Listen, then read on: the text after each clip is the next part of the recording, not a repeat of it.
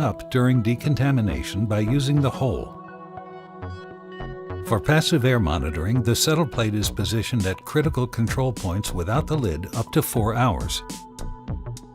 Active air monitoring at critical control points is performed with air samplers such as the MAS-100 ESO-NT with a typical sampling volume of, for example, 1,000 liters.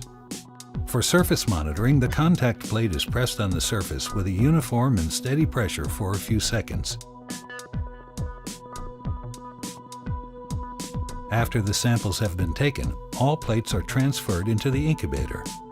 According to guidelines, there are many possible incubation conditions. The USP 1116 recommends 20 to 35 degrees Celsius for at least 72 hours, with two-tiered incubation being possible.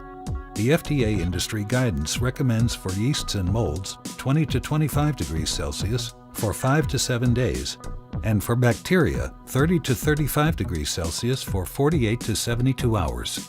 Typical procedures in the pharmaceutical industry are as follows.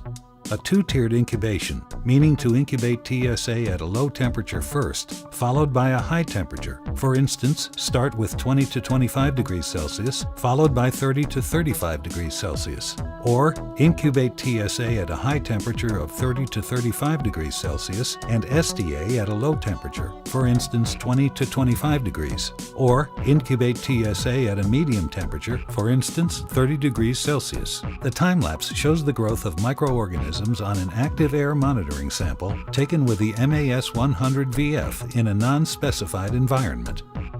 This overview shows the different microbial strains on tryptic soy agar with the fungal strains compared to saborodextrose agar.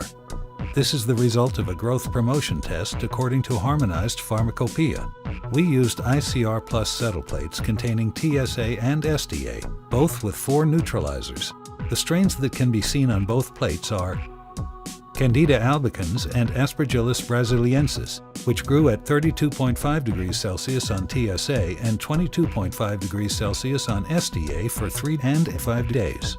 The bacteria strains Pseudomonas aeruginosa, Staphylococcus aureus, and Escherichia coli grew on TSA at 32.5 degrees Celsius for 2 days, and the Bacillus subtilis at the same temperature for 3 days.